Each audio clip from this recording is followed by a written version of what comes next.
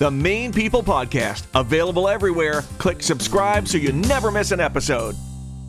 If you're from Maine, you know the name Bob Marley. He is the funniest person in the world to you if you're from Maine, and he's zooming in for a close-up.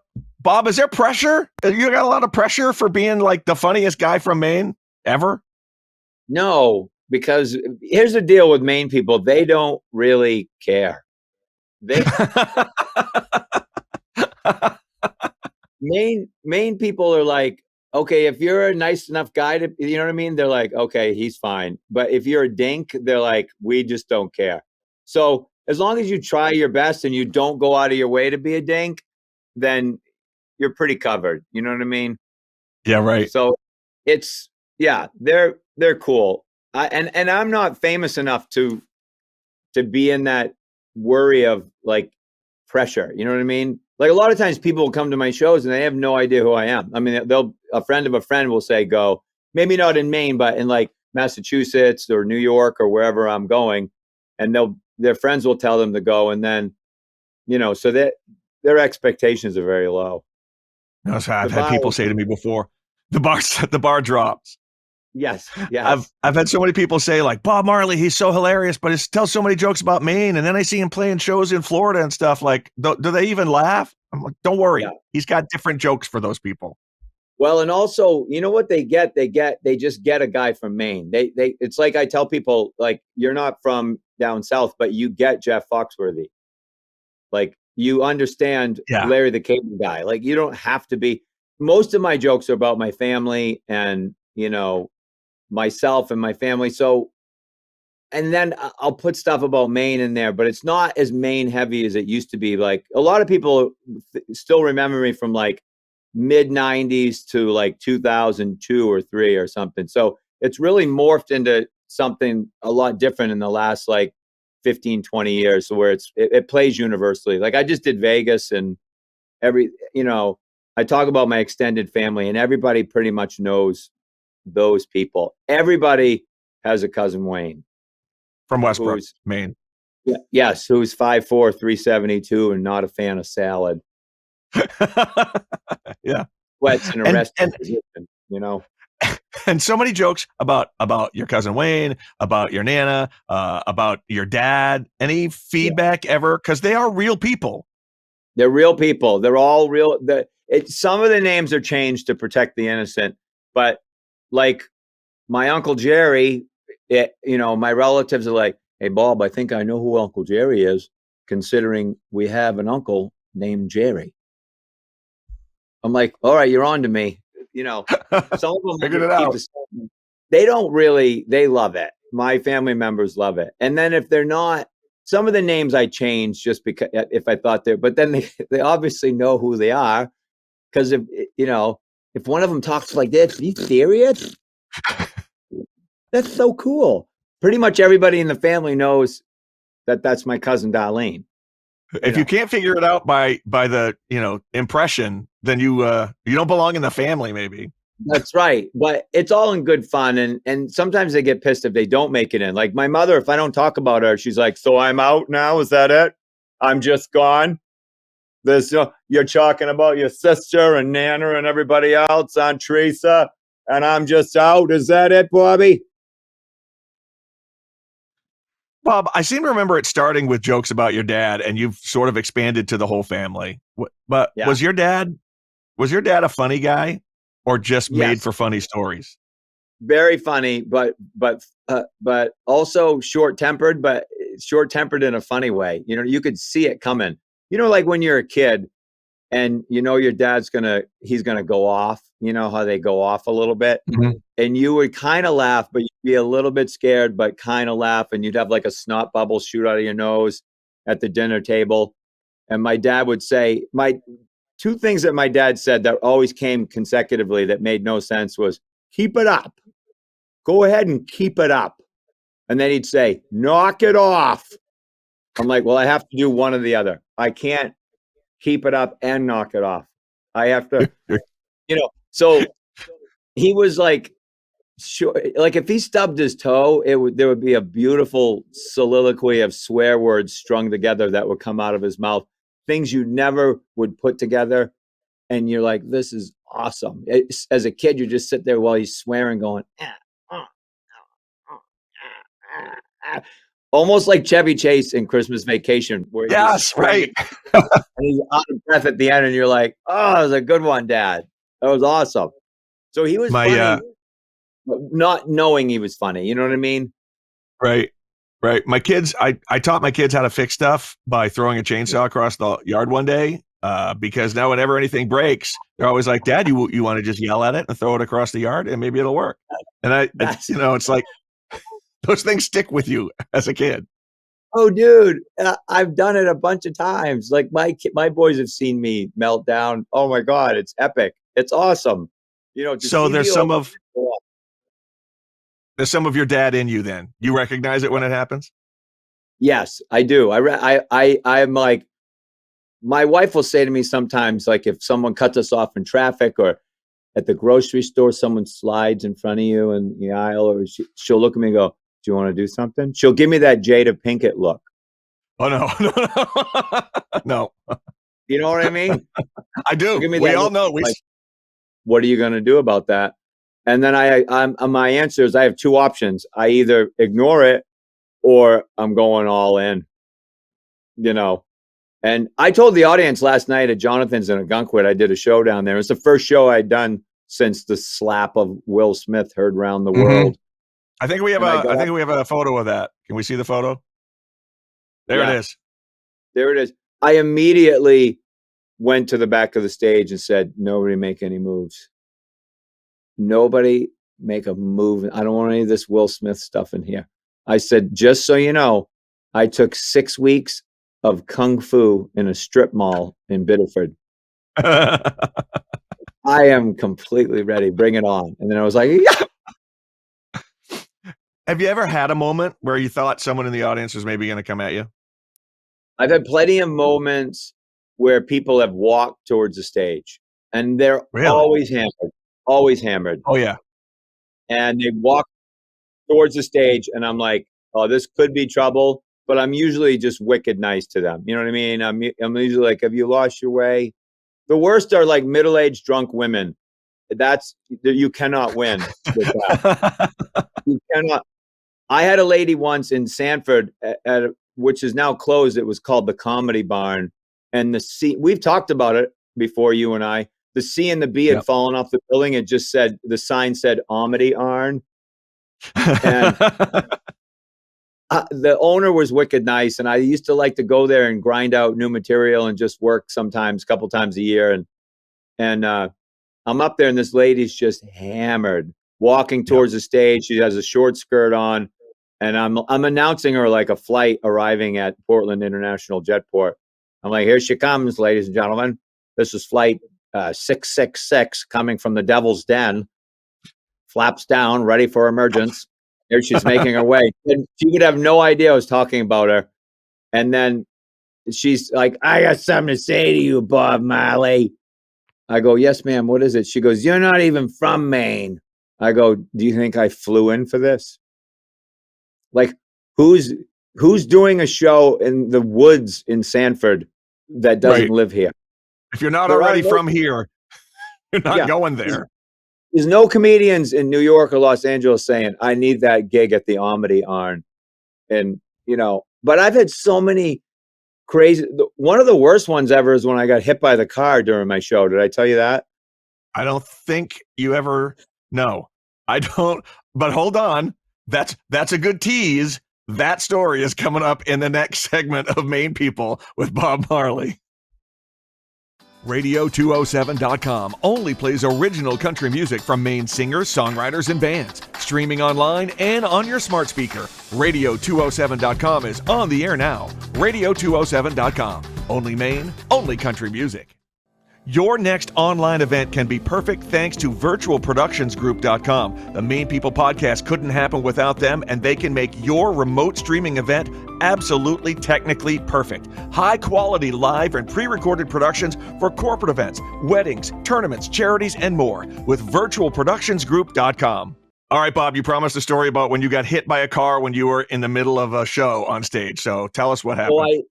So I when I very first started in the early 90s, I used to do a show at the Bath House of Pizza down in the basement. And the owner was this guy, Nick, who was a really nice guy, a Greek guy.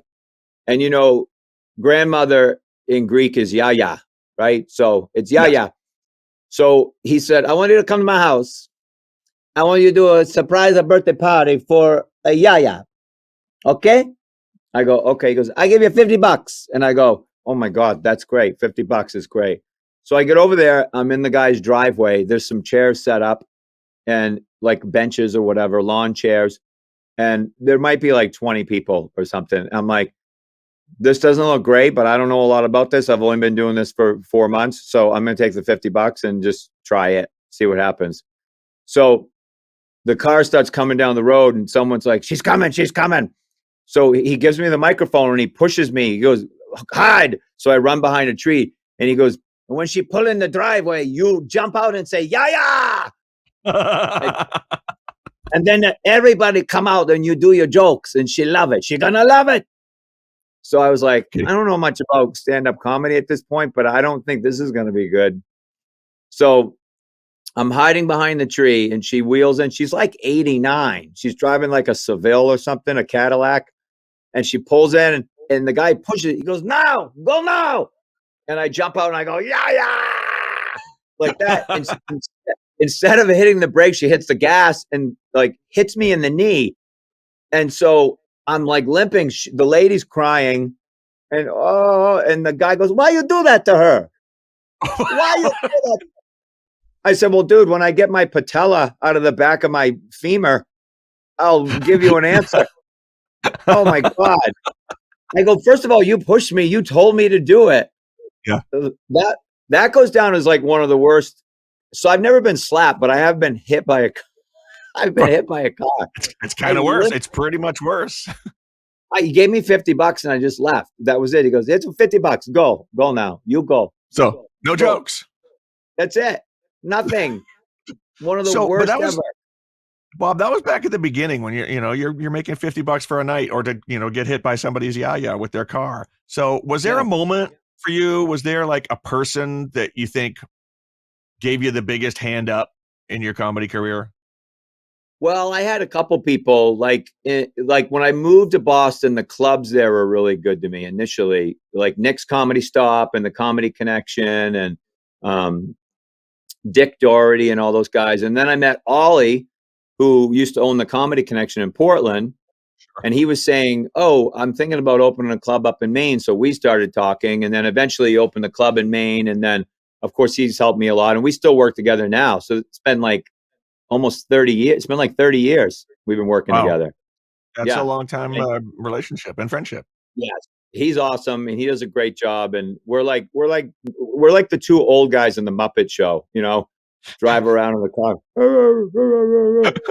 So someone mentioned them in a conversation with me the other day, and I said, "Oh, Statler and Waldorf," and they looked at me like I was crazy. They said, "Who knows their names?" Yeah, you pulled their name right out of there. Like anytime I have a trivia question, I'll ask somebody, "I'm Stu Mahan," along with, and I go, "Who's that?" And 1 out of 10 people go, "That's the announcer from Rocky Balboa." I go, "That's it, Stu Mahan." But that's funny that you know that. But so anyway, he helped me a lot. And then when I moved to Los Angeles, my manager who owns the Laugh Factory, Jamie Masada, helped me a ton out there. And he's not my manager anymore. We don't work together anymore because I moved back. And so we just don't have business together. But he was awesome to me. He helped me a ton. So yeah, really, really supportive. Those two guys really helped me. I mean, of course, your family and my wife and my friends are all very supportive and stuff. But as far as just straight up business goes, probably like Ollie and Jamie at the Laugh Factory, those two. And then I've had some good agents too. I'm with Gersh now, which is Chappelle's agency. So I have the same agencies when I do stuff outside of New England. So you mentioned Boston. I know you're a big Bruins fan. Yes. If you ever had a chance to practice with the team, what position would you want to play when you were out on the ice? Oh, dude. So I played in one of the alumni games in Portland downtown. Oh, and nice. I played years ago, and when I was skating a lot. I played in two. I played in one in Lewiston, and I was actually playing. I was skating a ton at that point because I played hockey my whole life. And Gary Doak, who was a Hall of Fame Boston Bruin defenseman, played in that game, and he was older, and I was at center ice at the red line, and he was approaching the red line, and I'm like, oh God, if I get the puck right now, I'm gone, and he is not going to be happy.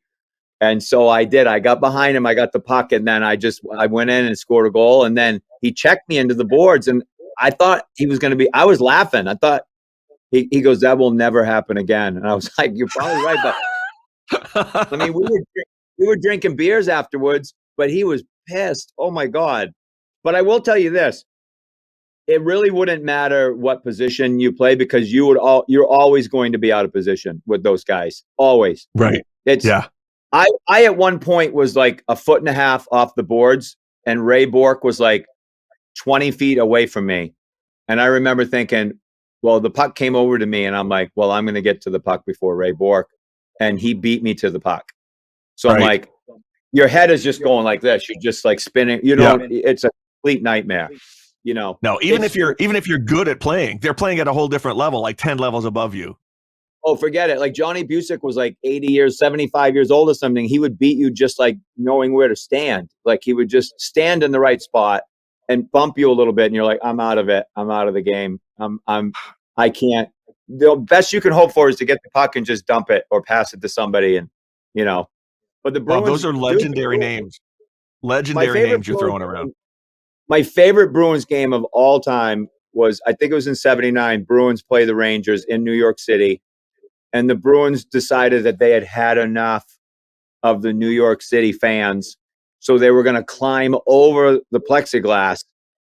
And you can YouTube this and see this. And the announcers at the time were Fred and Johnny, kind of like Brick and Andy now. And they were unbelievably partial to the Bruins, as they would be. But the Bruins climb over the plexiglass and they up into the stands with their skates on, and they started beating the crap out of the fans from New York City. At one point, Mike Milbury had a guy's shoe off and was hitting him with it. And the Bruins announcer said, well, the Bruins had no choice here, Johnny. They had to go over the glass. I'm like, no, they did have a choice. There was a choice. And then he said, well, O'Reilly's got the man's shoe off now, Johnny. He's beating him with it. And that's got to hurt a man deep in his soul to be beaten by his own shoe. I love it. I love it. I love the Bruins. So much fun. Especially moments like that. Just be glad that didn't happen to you in your game when you played your alumni game. Yeah. I want to show you a picture of a neighbor's mailbox here. I mean, all through the last 2 years of the pandemic, you pretty much daily have done videos that have kept everyone entertained for so much. And you recently did one about mailboxes. And I want to show you this. This is my next door neighbor who may or may not ever see this, but you just did this whole thing about Maine mailboxes and the crap that you'll see. So a couple things. So first of all, let's take a look at this. There is a ribbon of some sort coming out of the bottom. We don't know what that is. We don't. It used to be a strap that held it all together, but it was holding it all together. Yeah. Okay, so there's basically 200 pounds of cement there with a piece of canvas strapping that's going to hold it. But so anyway, I would drive to camp and I would see these mailboxes, and I'm going to post about one probably this week or next week, which is my all-time favorite. It's a mailbox that's on a walker. So like a nano walker, with the tennis balls.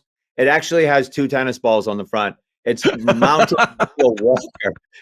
So you look at it and you're like, I don't know what happened. Was she on the walker and then someone hit her with a truck, and then the mailbox came, or I don't know. I don't know how it happened, but I would see all these mailboxes around, and I'm going to do something. I'm like, I'm going to do something about that. So I posted it, and then there was a guy on Facebook that reached out to me because there's another page on Facebook called Mailboxes of Maine. There is? All right. I need to find this. He goes, there's already a page, Bob. It's called Mailboxes of Maine. Like, what is the coincidence? So I looked at it and I was laughing. Theirs is more like decorative mailboxes and stuff. And I apologized. I said, "Oh, I didn't know you guys were doing that. Then I won't do it anymore." And he said, "No, you have to do it. We love you. Please do it." And I was like, "Okay, then I'll keep it going." Because I didn't want to do the bit that they were doing, but he gave me a green light. So there's so many of them out there. And since I posted it, dude, I got so many sent to me. So I am stacked. I'm stacked. Great. There's so, I mean, of course the sawhorse is a big one. That's some people have it just to a regular sawhorse. Some people have painted the sawhorse. So like, it might be on a sawhorse, but that don't mean I can't paint it. Dress her up a little bit. That changes everything. Makes it look fancy now. Yes. So, it's just kind of that'll be kind of a fun segment. And I got all these friends and fans and people just sending me pictures of crazy mailboxes, the stuff that people do. Insane. Yeah. All right. Next up, next segment, Bob, I want to talk about the day you died. That's coming up on Maine People. Your next online event can be perfect thanks to virtualproductionsgroup.com. The Maine People podcast couldn't happen without them, and they can make your remote streaming event absolutely technically perfect. High quality live and pre-recorded productions for corporate events, weddings, tournaments, charities, and more with virtualproductionsgroup.com. Radio207.com only plays original country music from Maine singers, songwriters, and bands. Streaming online and on your smart speaker. Radio207.com is on the air now. Radio207.com. Only Maine, only country music. Bob Marley on the Maine People podcast. Bob with one of the greatest death scenes of all time. Detective Greenlee from Boondocks Saints. This is, here's Bob back in the day. Look at you. Yes. Oh my God, dude. That was in 98 or 99 in the police precinct. So a great story about this particular scene, right in front of me to my, what would be 11 o'clock, is my dad sitting in the scene. We met Willem Dafoe with my parents, and he took him out to eat. And then he actually got them parts in, like super close up extra parts. And my dad just looked in the crowd. Yeah, my dad looked like an Irish cop. Like they gave him a holster, and he had the coffee, and and my mother was in the police precinct as well. And then Willem Dafoe was giving his big speech during this scene, and my mother was looking at him chewing her fingernails. And the director goes, "Cut, cut." He goes, "Can you please tell your mother that she's not, watching the movie? She's actually in it. So, you can't be chewing her fingernails." And my mother goes, "Well, I have no motivation." I don't know what and he said, the director said, "You're here because you've been arrested for prostitution." And my mother goes, "I'm no whore." I'm not. He goes, "All right, you're filing a complaint against your neighbor's loud dog." And she goes, "I can do that." Yeah. But anyway, my dad's opposite me in that scene. Willem Dafoe walks up right behind him and plants, because he knows he's going to put my dad on the screen for 12 seconds, which is huge. So he steps right behind him and stands there and gives his first line, and my dad's just right in front of him for like 12 seconds on this gigantic movie screen, which is so awesome to me now, because my dad's died like 18 years ago. So God, it was that long ago.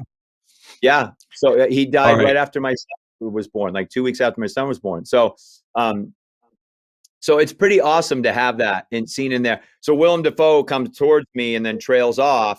And then my dad's like smiling at me and stuff. I remember the whole day really vividly, so that was from the first movie. But the second movie is where they shot me and I died. Yeah. So when you die in a movie, and I don't do any movies anymore, really, because I really love stand-up. I just want to focus on that, and I don't want to be away. And and you can't do better than what you did on those. Let's be honest. I live in Maine, and I just, I don't have a movie name. My stand-up name is better. So like if I go for a month to do a movie, I'm going to lose a ton of money and what I don't know. I'm just not a great actor anyway. It doesn't interest me that much, but I had fun doing those. But when you die in a movie, they give you an option. Do you want to have your eyes open or your eyes closed? And I said, I want to have them open because I think that'll be more dramatic. So then we go into rehearsals, and Sean and Norm Daryl Dixon from Walking Dead, Norman Reedus, and Sean Patrick Flannery from A Million Things are above me, and they're getting emotional and crying, and I'm like, and then I die and I roll my head to the right, and then Billy Connolly walks in, who, he's a great actor, but he's an unbelievable comedian, and him and I can't look at each other without laughing. Right. So I roll over and my eyes are open, and he walks in, and it's supposed to be a really dramatic scene where he flings his shirt in slow motion. He's got these guns and he's like, bah, bah, bah, bah, bah, bah. Anyway, that's just what it looked like too. I'm supposed to be dead, and I look at him and he looks at me and he just gives me this like smirk in the rehearsal, and I'm like, I just start laughing, and the director goes, you're dead. You can't laugh. I'm like, well, it's him. He goes, then you have to die with your eyes closed. So right. I shut my eyes and I was totally fine, because I'm like, I can't make eye contact with this guy because I'll lose it. You knew no matter what, at some point he's going to screw you over and he's going to make you laugh. He's going to screw me over. Not only that, but they're running maybe 4 or 5 cameras. I don't remember how many in that scene, but the whole bar is filled with squibs, little explosives for gunfire that when they go up, all that stuff goes off. And so it's like, complete, like, if you screw that up, you're in big trouble. So I was like, I'll keep my eyes shut. I'm not going to, because otherwise I have to reset everything. Oh yeah. I mean, it's like a 2-day thing. You can't screw it up, but the director, really great guy, Troy Duffy, his family, at parts of New Hampshire, but his brother lived in Maine for a long time, and he's just a great guy, super nice family, nice people, awesome opportunity. I was so glad to have that chance to do it, but crazy. That's why I don't understand what happened with the Alec Baldwin thing. I don't know, because I had a gun in Boondocks Saints. Oh, sure. Well, there was a lot of them, and all of those scenes all doing the same thing. And the guy that ran the gun truck was like insane about safety. Like, you're going to look at it. The director's going to look at it. The other actor in the scene's going to look at it. The assistant director's going to look at it. The director of photography, everybody's going to look at the gun that's being fired. And so I don't know where the chain fell apart. It's a horrible tragedy, for everybody involved. You can't, so I don't know, but all I can say is, like, on that set that we worked on, it was like unbelievably safe in that regard. Just like, like, well, I'll tell you, people on the internet have the answers. Have you never read any of the threads or anything? Yes. Come on. They do. About that. They do. And the answers about that and a lot of other things too. Well, everybody has armchair quarterback stuff. Like when Will Smith got slapped, and I put a video up about it, but my Aunt Barbara, who's on the tank, the oxygen tank, she's got the literally thought you were meant on the toilet. So no, thank you for explaining. Look, I'll show you here. Let me pull. Wait, just going to pull this out of my sweatshirt. 1 second. Okay. Here it is. She's on the tank like this. Yeah. Anyway, she smokes 5 packs of Parliaments a day, right? But this is what she said about Will Smith. If he had come at me, he would have known he was there. I'm like, what is that supposed to mean? It's like an idle threat from a 78-year-old lady on the oxygen tank. If he had come at me, he would have known that I was there. Like, right? Everybody has the answers in hindsight, Want to take a look at a picture of you water skiing, Bob, because you are so amazing. In the pictures anyway, I'm not sure. This is, when you're Upta Camp, you're like, you're living this life. What's life like Upta Camp? I mean, you made a whole, career out of the Upta Camp thing. And what's it like for you Upta Camp? So because not everybody can do that. Yeah. So this is what I tell people about my water skiing career. I tell people because people will ask you, are you any good? And I'll say, do you know anything at all about water skiing? And they say no. Then I say, then I will probably be the best guy you've ever seen. But if Okay, you that's know fair. anything at all about water skiing, I am okay at best. Very much just okay. There's a lot of great water skiers in Maine. I ski with a whole group of guys, Mike Medore and Aaron Sassaville and Chris Kyle and Dan Cobb and Carl Dave. There's a whole bunch of really great water skiers in Maine. My kids ski, and I learned like 5.5 years ago when my kids started.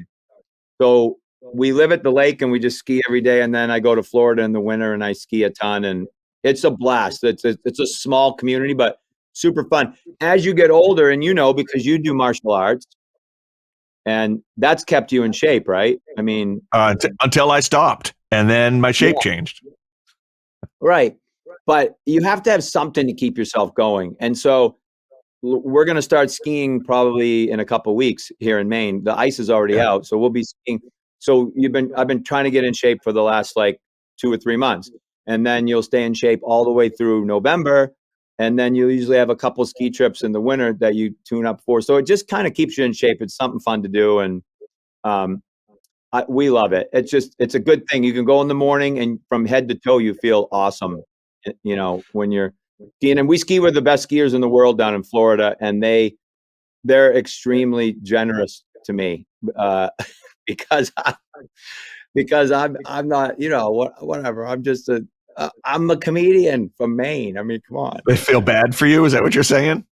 Yes. Yes. They're like, oh, this guy's a mess. This guy's a mess. But there's a ton of really great skiers from Maine. You ever have a Bob Marley joke? You ever have a joke that you think is not a Bob Marley joke, but it's such a good joke that you have to give it to somebody? I tried to give one to Stephen Wright. I worked with him one night years and years ago in Kittery. There was a club for a while called Jokers right before the bridge on Route 1. A guy named Steve Scarfo ran the club. Really nice, funny comedian from New Hampshire. Steve Scarfo owned it, and he's probably on with you before. I don't remember the club there. Used to work the Connection all the time, Comedy Connection in Portland, but really nice guy. I mean, all those guys came through on the radio show. All those guys came through. So. Yeah, and then I was headlining, and Stephen Wright stopped by, and he was going to do a spot, and I go, hey, I don't know if you want it or not, but this joke I thought would be perfect for you, which was, now coming to a theater near you, how do they know where I live? And I was like, I thought of that, so I was like, that's a Stephen Wright joke. It's not for me, but I gave it to him, and he kind of smiled and went, okay. So I don't know if he ever used it or not, but I saw him maybe a year and a half ago, right before the pandemic, probably in DC at the airport. And we had a nice little chat. He's super sweet guy, nice guy. I see these comedians in airports and stuff, like a lot of guys from LA I don't see anymore because I moved away, but I just will see them, sometimes you'll see them in the airport in passing or something. It's always kind of fun, But you see the East Coast guys all the time. Yeah, I see East Coast guys, and it's just, I know Bert Kreischer just came to town last week and played Merrill Auditorium in Portland, and he's just awesome. He's a wicked nice guy. I was in New York City with the family, and so I didn't get a chance. I wanted to go down and say hi to him, but he's just an awesome guy. So once you start headlining, all your friends that you started with are headlining, so you don't really see each other as much, Have you ever heard someone else tell one of your jokes, though? Yes. Yes, it happens. I'm not asking you to name a name. No, it's happened a lot. But you know what? To me, it's a compliment. And I'm like, what am I going to do? Am I going to just like run around policing all this? And I mean, I've been doing this so long. I mean, I'm sure there's a bit that I wrote that someone's like, I have a bit like that. Did he get that from me or whatever? And a lot of my stuff is just super weird. So I don't have that problem, because it's all based in truth or whatever. But there's certain topics where you're going to end up dancing, kind of around the same stuff with people. And then other times it's just word for word. taken word for word, and you're like, okay, what am I going to do? Yeah. There was That's a not very an famous, accident. there was a very famous guy recently who's doing really well right now that actually did a bit like word for word that I had done on Comedy Central and the Tonight Show. And Wow. I didn't even know, I just got a ton of emails from other comedians, and I was like, oh, okay. But what am I going to do? At this point, the guy's way more famous than I am. So I was like, whatever. Wait, let's bring the picture up again. I think we have a picture of it. Maybe you need to do this to him. I think we have a picture of him. He was hosting the Oscars. Yeah. Is that No, the guy? I mean, I always tell guys, that's not the guy. You're gonna Will Smith him next time. No, that's not the guy. No. Okay. But I always tell guys, sometimes people get on their horse and they, oh, that guy did this, that guy. I go, I don't know, dude. I mean, you need to make sure that before you start spouting off like that you're, take stock of your own inventory, because anybody could look at, they could look at me and go, oh my God, dude, you did a bit that, Shecky Green did in 1961 or so. You just don't, it's a little bit upsetting sometimes, but you just kind of like, whatever, I don't care. I just keep writing nonstop. So that's the other thing. Like, if you're prolific enough, if you just keep putting stuff out there, it's like, what am I going to do? Go back and start policing stuff like that? It doesn't. I've seen you carry around stacks of notebooks with notes and jokes and things in progress in it. Yeah, nonstop. You're always writing stuff down. Like the ice is out at the lake yesterday. Yeah. All the ice is gone. April 3rd, all the ice was out, which has got to be a Maine state record. And I'm standing on shore and I'm looking, and there's a car tire in the lake. And all of us from Maine have seen that. Like, why are there always car tires in the lake? And so I put it in my phone. I typed it in there going, that's going to be something at some point. But it's like, does Ted Kennedy live around here? Like, what's happening? Everyone's going to be waiting now. Next time someone sees you at the Clam Bake or Jonathan's or something, they're going to be like, is he going to do a tire joke? Is it doing a tire in the lake joke? Yeah, it's so weird. Like, so you see this stuff and you just start typing it down, or like the mailboxes, you see, they're like, okay, that's funny. There's something there. And so between my family and, observational stuff that happens, and then anytime something makes you angry or like upset, chances are a lot of other people have been through that. So that's a good time to write a bit, like our dryer, washer and dryer recently, the dryer went. So my wife goes, what do you want to do? And I'm like, we probably should call the guy. She goes, you think? I go, yeah. So the guy came over and he's like, I'm gonna need your permission to take a look at that. They're super official now. And I go, well, you have my permission. Like when I called you and said, come over to fix the dryer, that's was permission. My permission. Then he goes, it looks like it's a belt. You want me to replace that? And I was like, well, let's see if it gets better. Let's ride it out. But it was like, we went without a dryer for like 3 weeks because of the pandemic crap to get people to do anything. And I'm like, this is super frustrating. But I was like, okay, now you're going to start writing, because everybody else has been through it. So that always makes for fun. I'm pretty sure this is the longest podcast in the entire series for Maine people, and I have to thank you for it. You are indeed a good friend and the funniest man in Maine. So thank you, Bob. Appreciate it very much for being on. Thanks, Johnny. Love you, buddy. Great to see you, man. The Maine People Podcast, available everywhere. Click subscribe so you never miss an episode.